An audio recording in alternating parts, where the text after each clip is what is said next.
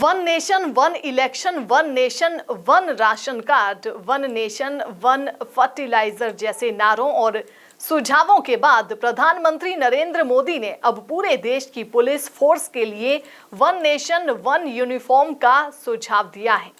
राजधानी दिल्ली से सटे फरीदाबाद में देश भर के गृह मंत्रियों के 2 दिन के चिंतन शिविर में प्रधानमंत्री नरेंद्र मोदी ने देश भर के पुलिस बलों के बीच एकरूपता को लेकर अपनी बात रखते हुए कहा कि ये केवल एक विचार है और वे इसे राज्यों पर थोपने का प्रयास नहीं कर रहे हैं। 2 दिन के चिंतन शिविर के दूसरे दिन उन्होंने राज्यों से इस बारे में विचार करने का आग्रह किया।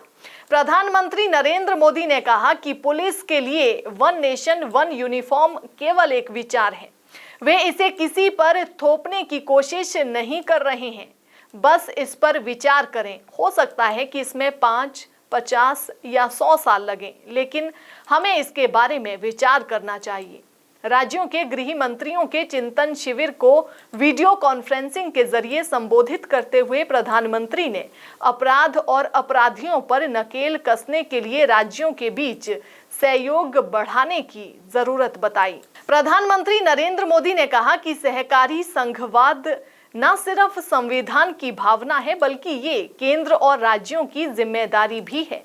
उन्होंने कहा कि उनका मानना है कि देश भर में पुलिस की पहचान एक जैसी हो सकती है।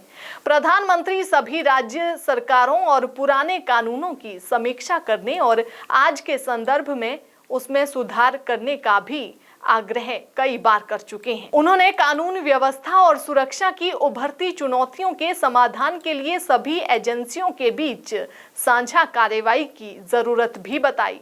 प्रधानमंत्री ने कहा कि पुलिस के बारे में अच्छी धारणा बनाए रखना बहुत महत्वपूर्ण है और इसके रास्ते में जो कमियां हैं उन्हें दूर किया जाना चाहिए। इसके अलावा प्रधानमंत्री ने यह भी कहा कि संविधान के हिसाब से कानून व्यवस्था राज्यों का विषय है, लेकिन ये देश की एकता और अखंडता से भी उतना ही जुड़ा हुआ है।